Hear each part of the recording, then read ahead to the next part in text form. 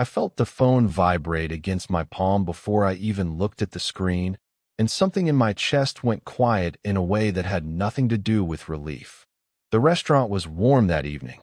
Ancora was the kind of place that believed in low lighting and high prices, where the servers spoke in measured tones and refilled your water before you noticed it had dropped below the halfway mark. It was our place, had been for 11 years. The table near the east window, the one with the slightly uneven leg that the staff always corrected with a folded napkin, that was where Rowan had proposed to me. That was where we came every year on the 14th of October, without exception, through job losses and apartment moves, and the kind of quiet rough patches that marriages accumulate the way old houses accumulate dust. You don't notice until the light hits it right. We came here every year. It was the one thing he'd never missed. I had been waiting 34 minutes. The text read, "Stuck at work. Happy anniversary, babe. I'll make it up to you." I set the phone face down on the white tablecloth. I lifted my wine glass. And then I looked up. He was 2 tables away. He was laughing at something the woman across from him had said, and when she leaned forward, he reached across the table and covered her hand with his. And then, slowly, with a kind of ease that told me it was not new, not performed, not a first time, he lifted her hand and pressed his lips to her knuckles. She tilted her head and smiled. She was wearing a deep burgundy dress with short sleeves. Her hair was cut close to her jaw. She was, I registered with a detached, almost clinical clarity, beautiful.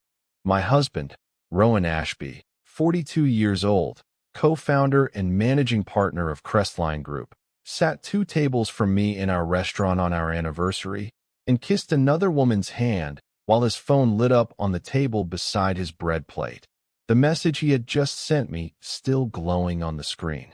I did not drop my wine glass. I did not stand up. I did not make a sound. I took one breath, then another, and I watched. Before we go any further, if you are new here, welcome. This channel is where we tell real stories about real human decisions, and we never rush to the ending because the endings only make sense if you understand the road that led there. If this is your first time, subscribe and hit the notification bell because stories like this one, where the person everyone underestimated becomes the person no one could stop. Those are what we do here. And wherever you're watching from tonight, drop it in the comments. I want to know who's in this with me. Now, back to Sarah. My name is Sarah Ashby. I was 38 years old on the night I sat in that restaurant. I had been married to Rowan for 11 years, with him for 13. I had a short haircut I'd gotten in March when I needed to feel like I was beginning something. And I was wearing a slate blue dress I'd bought specifically for this dinner, and my anniversary gift for him was in my bag. A first edition of a book about mid-century architecture that he'd mentioned once in passing, and I had spent 3 weeks tracking down. I am telling you who I was that evening because I want you to understand the precise gap between what I looked like sitting at that table and what was actually happening inside of me. On the outside, a woman drinking Pinot Gris alone, waiting. On the inside, something that had no name yet, moving very slowly from shock into something far more composed and far more dangerous. I did not confront him that night. I want to be clear about that, because every instinct I had was pulling me towards standing up and crossing those 2 tables and making a scene that the other diners at Ancora would have talked about for months. There is a version of me that did exactly that. There is a version of me that threw a glass of water across a linen tablecloth, that said things in a public restaurant that cannot be unsaid, that handed him the power to control the next 12 hours of his own narrative. My wife is unhinged. My wife followed me. My wife has been struggling. I know who Rowan Ashby is. I knew, even in that first stunned minute, that confronting him in that restaurant would be the worst thing I could do. So I watched instead. I watched because my mind had already, without my conscious permission, begun to do something. It had begun to calculate. The woman was not a stranger. It took me 4 minutes of watching her, studying the angle of her jaw, the particular way she gestured when she spoke, the institutional familiarity with which a waiter approached their table as though he had seen them here before, to place her. Her name was Lizette Crane. She was 36 years old. She was the vice president of client strategy at Crestline Group, which was the company my husband had founded 9 years ago with $140,000, $40,000 of which had come from a joint savings account I had funded almost entirely by myself while I was still running my own design studio, and he was still an idea with good instincts and no infrastructure. Lizette Crane had joined Crestline 3 years ago. I had met her at the company holiday party 2 years running. She had told me both times that Rowan spoke about me constantly, that he was so proud of me. She had very good posture and a firm handshake. I flagged down my server and ordered another glass of wine. I took out my phone and, with a steadiness I still cannot entirely account for, I opened the camera. I did not use flash. The restaurant lighting was warm enough.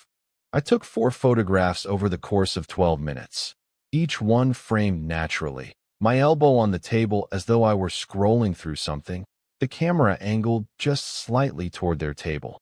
In 3 of the 4 photographs, his face was visible. In 2 of them, so was hers. At 7:47, I took the last photo.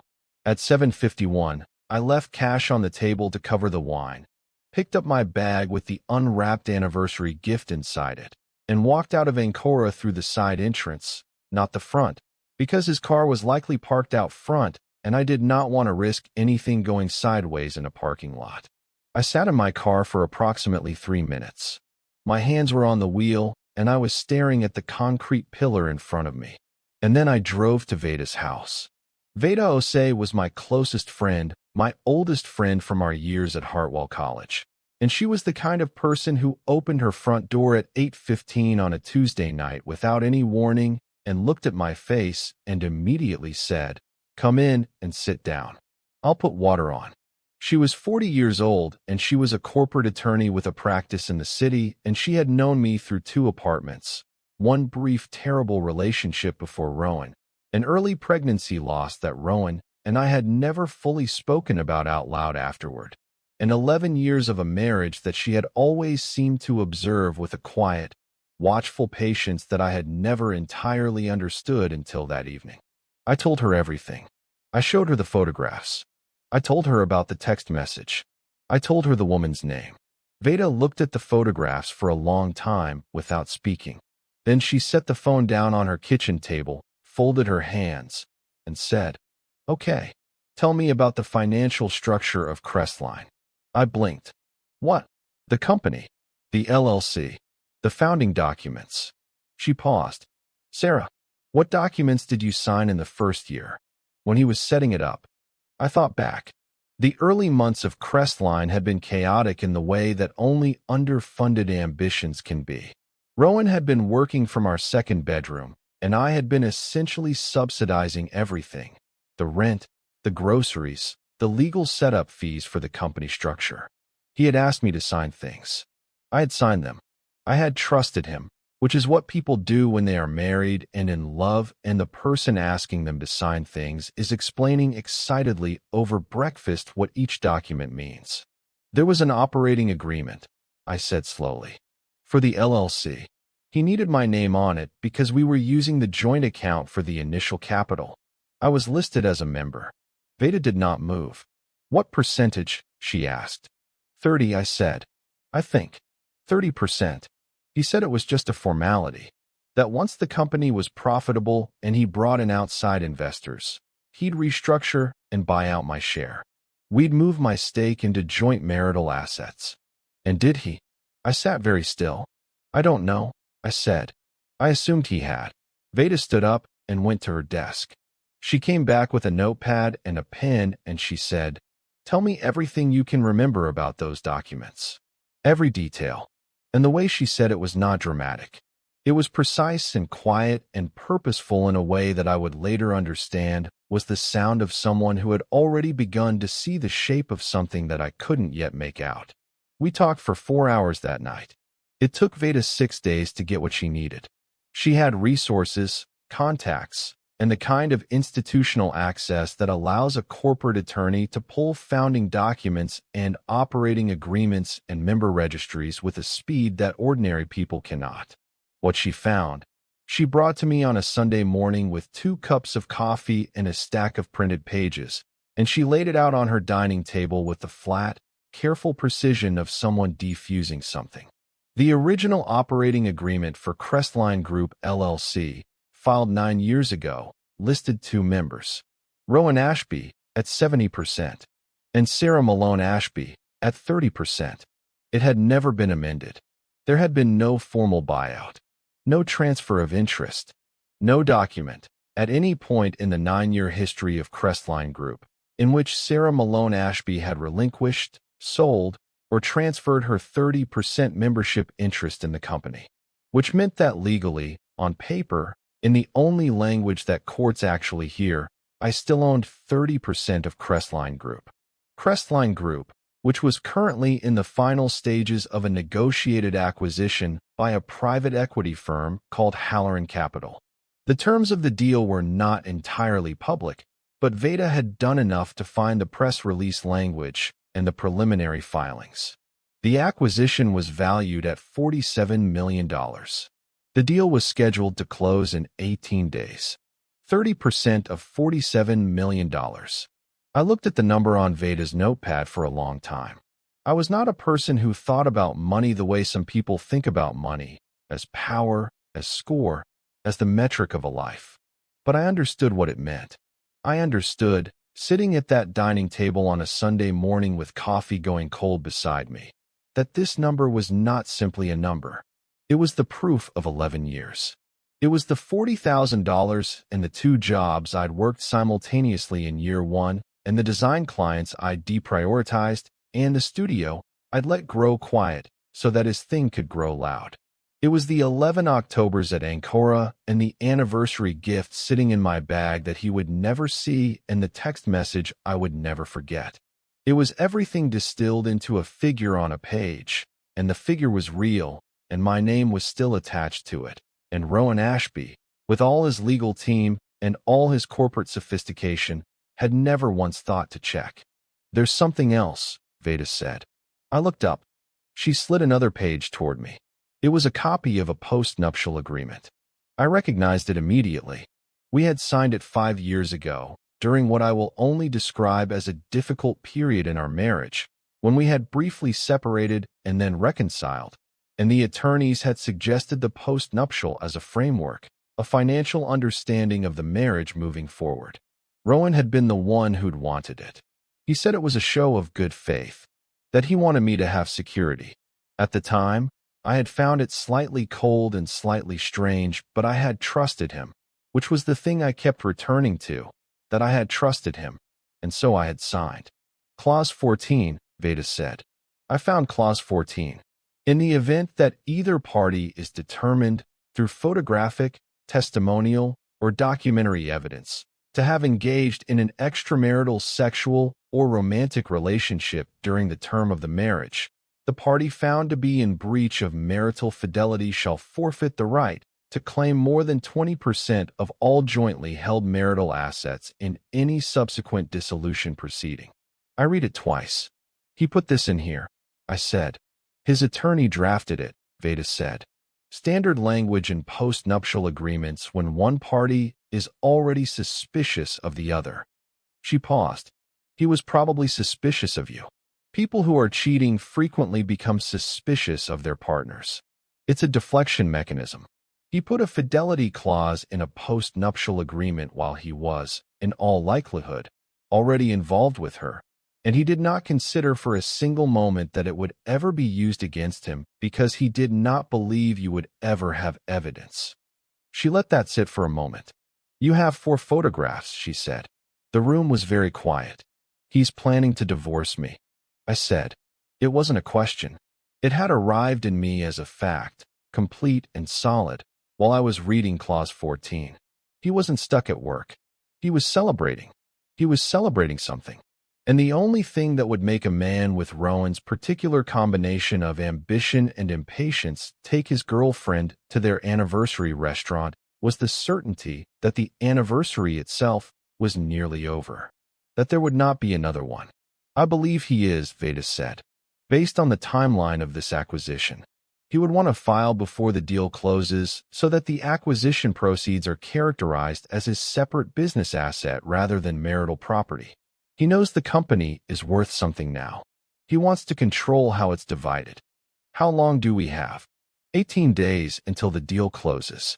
Probably fewer before his attorneys file. She folded her hands. Which means we need to move now, Sarah? Before he does.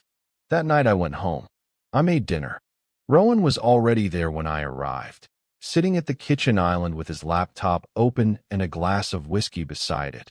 And he looked up when I came in and said, "Long day," in that casual, incurious tone that I now understood was not disinterest but performance. He was performing normalcy for me the same way I was about to begin performing it for him. "Just tired," I said.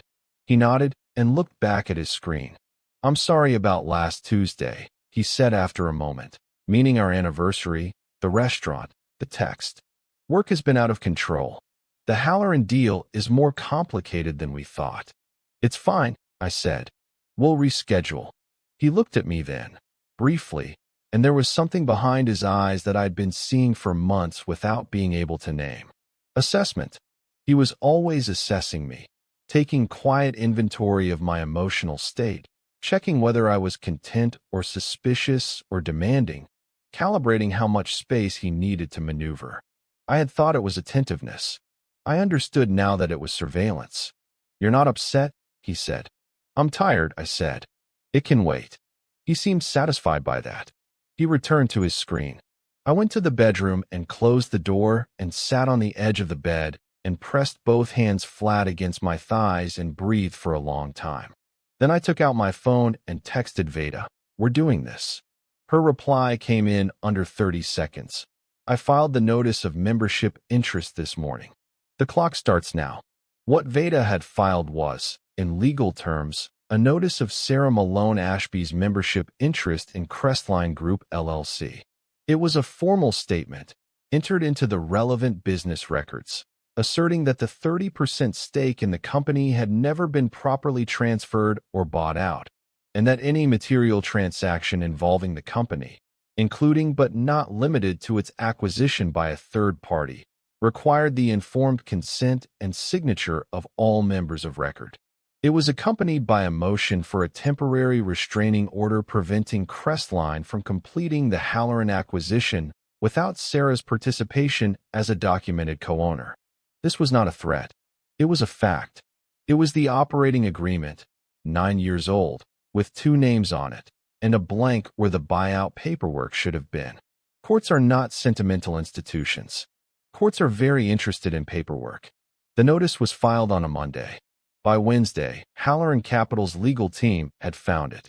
By Thursday, Veda had received a call from a very unhappy attorney named Garrett Foss, who was Rowan's lead counsel at the firm of Foss and Delacroix. She described the call to me that evening as brisk. She said Garrett Foss spoke the way people speak when they have just discovered that the ground beneath them is not as solid as they had believed. I want to stop here for a moment because I think it's important that you understand what Rowan was dealing with, from his perspective, on that Thursday. He had spent 2 years planning this acquisition. He had built Crestline from a second bedroom and a shared savings account into a $47 million exit, and he had done it with real intelligence and real work and real sacrifice. And I say that without rancor because it is simply true.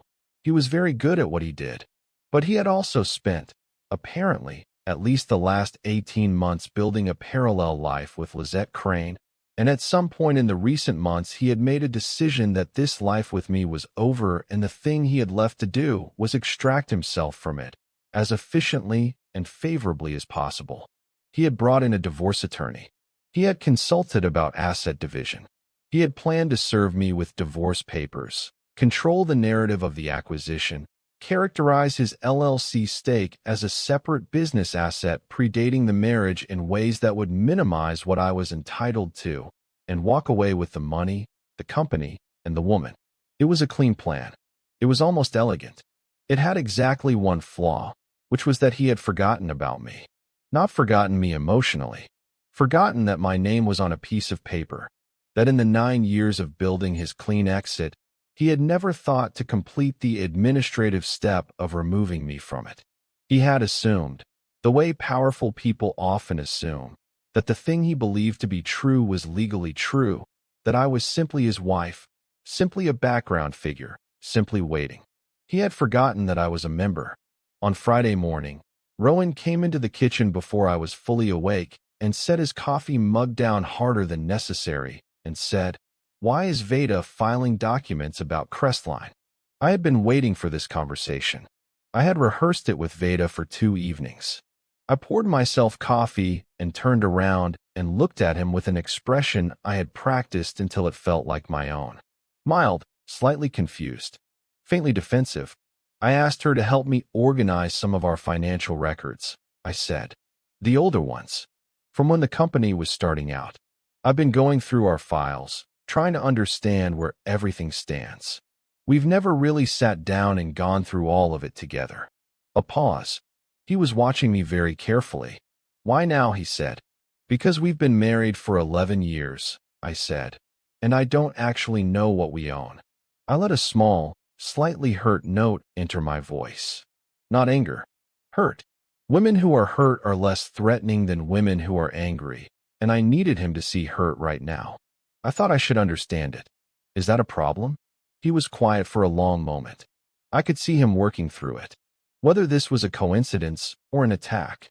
Whether I knew something or was simply the negligent financial partner I had always been.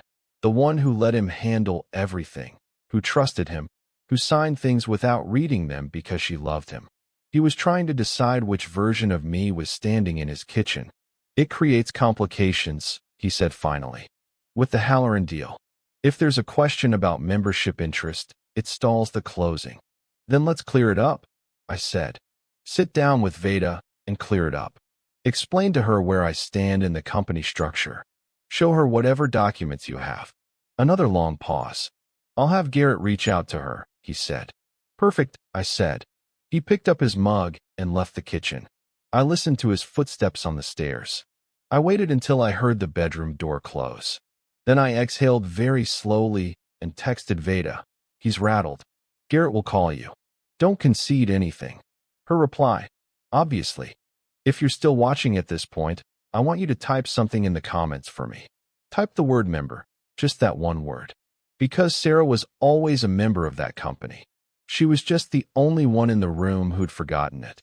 Let's see who's paying close enough attention to catch that. Keep watching." The next 10 days moved the way time moves when you are both terrified and purposeful, which is to say they moved both too slowly and too quickly, and every single day contained something that needed to happen and something that could go wrong. Veda and Garrett had 2 calls and 1 in-person meeting, and Veda told me after each one that Garrett was very good at his job, which she said in the way that attorneys say it about each other when they mean. This person is a formidable opponent, and we should not underestimate them. Garrett's position was that Sarah's membership interest, while technically still on the founding documents, had been implicitly superseded by years of non-participation in the business, 0 capital contributions beyond the initial $40,000, and the general understanding of both parties that the company was Rowan's professional endeavor and not a co-owned marital enterprise. He was arguing intent over documentation. He was arguing that the spirit of the arrangement was clear even if the paperwork was incomplete. Veda's position was simpler. The paperwork was the arrangement. There was no document, no transfer agreement, no recorded buyout, no signed relinquishment of interest. The operating agreement said what it said, and what it said had Sarah's name on it. Courts, as I mentioned, are interested in paperwork. On day 11, the divorce papers arrived. I was at home when the process server knocked. I opened the door and accepted the envelope and thanked him and closed the door and set the packet on the kitchen counter and looked at it for a long moment without touching it. Then I took a photograph of it, unopened, with my phone. Then I opened it and read it carefully. Then I called Veda. "He filed," I said. "I know," she said. "Garrett called me 20 minutes ago as a professional courtesy. They're characterizing his LLC interest as a separate, premarital origin asset." "Can they do that?" "They're going to try. she said. It won't work. The initial capital was from a joint account during the marriage. The origin is marital, but it will take time to litigate, and time is the one thing Rowan has been counting on us not having. We have 7 days until the Halloran closing, I said. I know, she said. Listen to me carefully. Halloran cannot close without your signature. Their attorneys have confirmed that. Your notice of interest is on record, and their deal team has been advised that proceeding without member consent exposes them to significant liability. They are not going to close without resolving your stake. So they need me to sign off. Or they lose the deal, Veda said. And Rowan loses $47 million. I stood in my kitchen looking at the divorce papers on my counter. He's going to want a meeting, I said. He's going to demand one, Veda said. And we are going to go, but on our terms, on our timeline. And when we walk in that room, Sarah, I need you to be exactly as calm as you have been for the past 11 days. I've been terrified for 11 days, I said. I know, she said. You've been perfect. The meeting was requested for a Wednesday, 12 days after I had sat at Ancora and watched my husband kiss another woman's hand. It was held at the offices of Foss and Delacroix on the 23rd floor of a building downtown, in a conference room with floor-to-ceiling glass walls and a long table in dark wood and chairs so expensive they felt like a statement. Rowan arrived with Garrett Foss and 2 associate attorneys I didn't recognize. I arrived with Veda and a paralegal named Troy who was precise and quiet, and carried a document case that he set on the table with great care. Rowan looked at me when I came in, and his expression was something I didn't have a name for. Not guilt.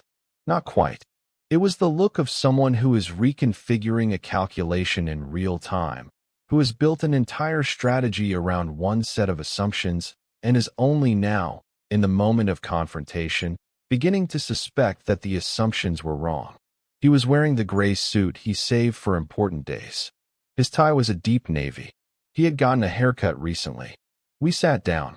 Garrett Foss opened by saying that this was a productive opportunity to reach an equitable resolution, and that his client was committed to a fair and transparent process, and that the appropriate characterization of the company interest was something they were confident could be resolved through reasonable dialogue. He spoke fluently and without visible anxiety, which was his job. He was very good at his job. Veda let him finish. Then she opened her document case and placed 3 packets on the table, one for Garrett, one for the associate attorneys, and one centered in front of Rowan himself. The operating agreement, she said, as filed, dated 9 years ago, signed by both parties, listing Sarah Malone Ashby as a 30% member. No subsequent amendment, transfer, or buyout on record. She paused. The initial capital contribution from the marital joint account. The bank records, dated $40,000. Another pause. And the communication logs from Halloran Capital's deal team, obtained through their own counsel, confirming that they will not proceed to close without Sarah's written consent as a member of record. She folded her hands. We're not here to negotiate the existence of Sarah's membership interest, Veda said. We're here to discuss what happens next, which is, Sarah signs the consent for the Halloran acquisition, and in exchange, her 30% distribution, $14,100,000, is paid directly to her from the acquisition proceeds at closing. Separately, and before any divorce proceedings advance, the postnuptial agreement fidelity clause is invoked. There was a stillness in the room that was different from silence. It was the stillness of people who are trying very hard not to react. Garrett said, "On what basis?" Veda said, "On the basis of documented evidence." She looked at Rowan. "Would you like to tell your attorneys where you were on the evening of October 14th? She said. "Or should we?" Rowan's jaw moved. He did not speak. Veda took a single printed page from the document case and placed it in the center of the table. It was one of the photographs. Not the most incriminating one, just the clearest one. Rowan's face in profile, lit by the warm amber of Ancora's dining room, his hand covering Lizette Crane's hand, his expression completely unguarded. The room stayed still. Ancora restaurant, Veda said. October 14th. Your client sent his wife a text message at 7:12 p.m. stating he was, quote, stuck at work. She paused. His wife was seated 2 tables away. Garrett cleared his throat. He looked at the photograph. He looked at Rowan. He did not look surprised. He looked like a man who has just had confirmed what he quietly suspected, and who is now calculating very quickly. Rowan spoke for the first time since we had sat down. His voice was controlled, but not entirely. There was something underneath it. Sarah, he said. I looked at him. I did not say anything. We can talk about this, he said. Without the attorneys. Just the 2 of us. No, I said. My voice was very steady. I don't know where that came from. I think it had been building for 11 days, or maybe 11 years, and when it arrived it simply was what it was, complete. I don't think so. He looked at the photograph for a long moment. What do you want, he said. I just told you what we want, Veda said. The 30% distributed directly from the closing proceeds. And under Clause 14 of your postnuptial agreement, Sarah receives 80% of all jointly held marital assets in the divorce. 80%, Garrett said. That is what your client agreed to, Veda said, when he inserted a fidelity clause into a postnuptial agreement and then proceeded to violate it. She looked at Garrett with an expression that was entirely professional. Your client drafted that language. His attorneys drafted it. It was presumably included because he believed it protected him. It does. It protects the party who is faithful. That party is my client. The room was very quiet for a long time. Rowan looked at his attorney. I watched something pass between them, the kind of communication between a person and their counsel that doesn't require words, just the slight recession of posture, the fractional dip of the head that means, this is what it is. We need to assess. One of the associate attorneys leaned over and began speaking quietly to Garrett. Garrett listened. His face remained professionally neutral. I looked at Rowan. He was not looking at me. He was looking at the table, at his own hands, at the photograph on the table in front of him. And I thought about the 13 years I had known this man. The person he had been at 29 when we met, when he was all forward motion and idea and borrowed confidence. When he had looked at me across a dinner table with the same intensity he had brought to every ambition he'd ever had, as though I were something to be achieved and held on to. I had loved that about him once. I had mistaken hunger for devotion. I had mistaken need for choice. I thought about the night he proposed at Ancora, the slightly uneven table leg, the folded napkin, the way he had smiled when I said yes with the specific smile of a man who has gotten exactly what he wanted. I thought about the text message. Stuck at work. Happy anniversary, babe. I'll make it up to you. He had not been stuck at work. He had been 2 tables away. He had been celebrating with the woman he had chosen over me, in the place he had chosen with me, on the night that was supposed to belong to us. And he had sent that text message with the casual cruelty of someone who does not believe they will ever be seen. I had been seen my whole life, by everyone except him. Garrett set down his pen. He looked at Veda. We'll need time to review the post-nuptial language and confer with our client, he said. Can we have 48 hours? You have 24, Veda said. The Halloran closing window is in 5 days. We all know what happens to the deal if it lapses. Garrett nodded once. He began to gather his documents. Rowan finally looked up. He looked at me across the dark table with an expression I had not seen on his face before, and I want to be accurate about what it was, because it was not remorse exactly, and it was not anger, and it was not contempt. It was recognition. The particular recognition of a person who has been outmaneuvered by someone they did not think to account for. Not by a stranger. Not by an equal opponent he had been watching and planning against. By the person who had been in his house and his bed and his kitchen and his car and his life for 13 years, quietly, patiently, and, as it turned out, with a name on a document he had never bothered to look at. I held his gaze.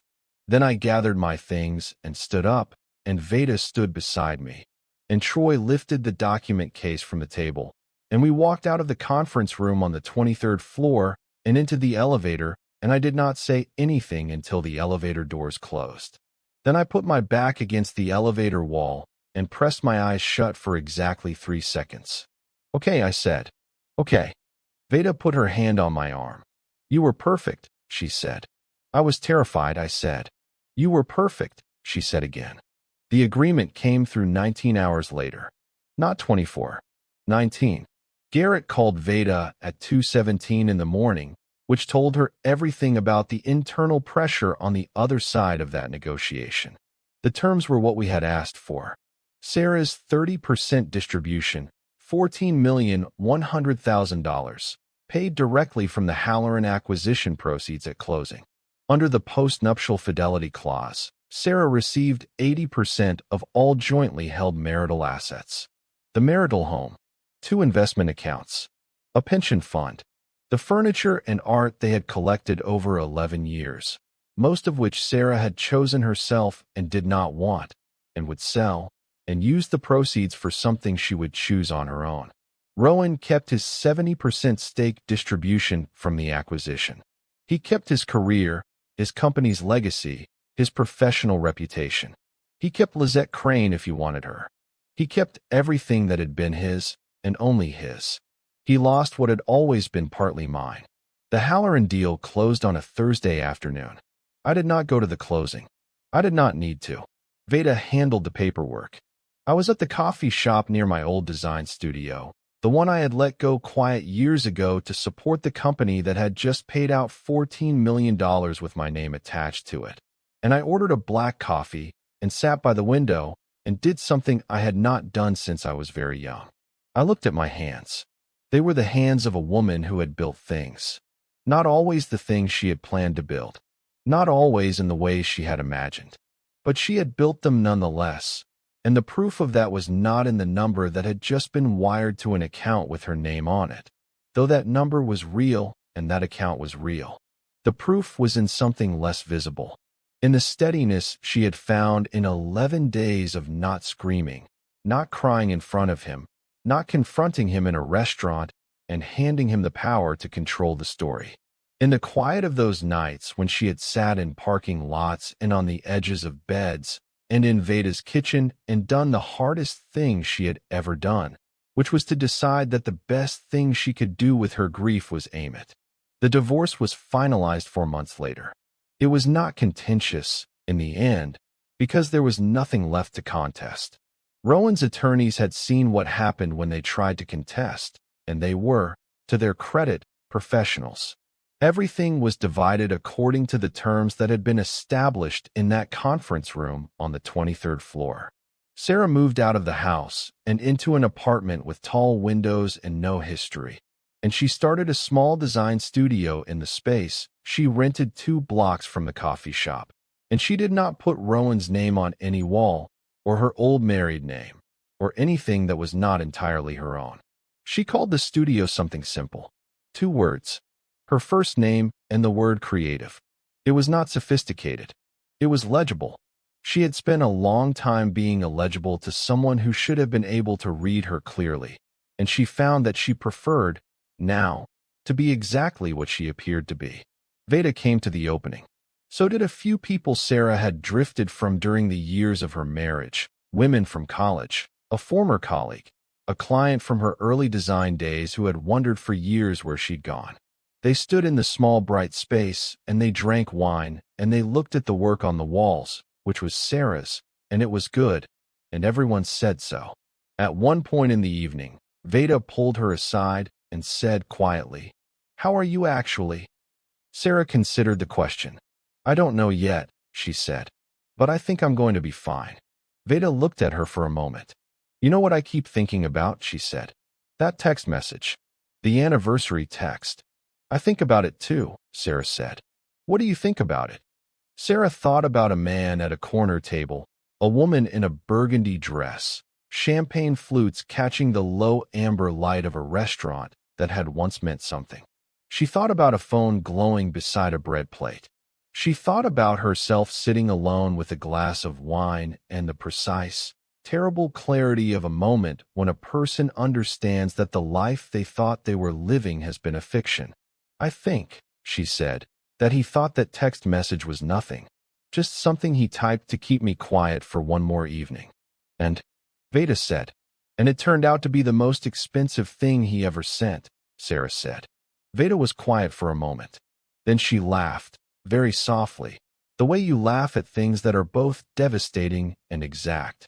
Outside the studio window, the city was doing what cities do in the early evening in October, filling up with light and sound and the warm urgency of people going somewhere. Sarah stood at the window for a moment and watched it. She was 38 years old. She had a studio with her name on it and a cup of coffee and money in an account and a friend standing 3 feet behind her and a whole city in front of her that did not yet know what she was capable of. She was not a woman who had been left. She was a woman who had been underestimated. There is a significant difference, and the difference is this. A woman who has been left starts over. A woman who has been underestimated starts from exactly where she always was. She just finally gets to show you. I want to tell you one more thing about the night at Ancora, because I have been holding it until now. When I left the restaurant through the side entrance, when I was walking to my car with the photographs on my phone and the anniversary gift in my bag, I passed the front window of the restaurant. The glass was large and clear, and the lighting inside was exactly as warm as I have described. And I stopped for just a moment, because I could see their table from the street. I could see him, laughing again, completely at ease. He raised his champagne flute. She raised hers. They touched. He said something, and she shook her head, smiling. He had no idea I was there. He had no idea I had ever been there. That was the thing he never understood about me in 13 years. He had looked at me and seen someone who was present, available, accommodating, and he had confused that availability with absence. He thought because I was quiet I was not paying attention. He thought because I trusted him I had no capacity to calculate. He thought because I had signed things and deferred and supported and stayed, I had nothing of my own to bring to the reckoning. He forgot that I was a member. You don't walk out of a chapter like that bitter. Or at least Sarah didn't. She walked out of it knowing something she should have always known, that she was a woman who paid attention, who built things, who signed documents and those documents were real, who sat in a restaurant and did not scream and did not cry and did not confront and instead, quietly, took 4 photographs and drove to her friend's house and began. You underestimate people who are quiet. It is one of the oldest mistakes in the world. Rowan Ashby made it, and it cost him $14 million and 80% of 11 years. Sarah Malone, which was what she called herself again, did not make the news. She did not post about it. She did not tell a long story about it at dinner parties. She opened her studio, and she designed things, and she looked at her hands, and she drank good coffee, and on the 14th of October the following year, she went to dinner. Not at Ancora. Somewhere new. A small Italian place she'd never been, with white paper on the tables and a wine list written in chalk. She went alone, and she sat by the window, and she ordered something she didn't know she'd like, and she liked it. She was 39 years old. She had her whole name back. That is not a small thing. If you stayed until the very end of this story, then you are exactly the kind of person this channel exists for. Somebody who understands that the most powerful moves are often the quietest ones. If this story hit differently for you, if you found yourself angry on Sarah's behalf, if you wanted to shake Rowan by the shoulders the moment he sent that text, if you felt that slow, satisfying shift when the conference room went silent, leave a comment and tell me which moment got you the most. Was it the photograph? The postnuptial clause? Or the moment she walked out of that restaurant and drove to her friend's house without saying a word? Tell me in the comments. And if you haven't subscribed yet, now is the time. Because this is just one story, and there are more where this came from, and the next one is already coming. Hit subscribe. I'll see you there.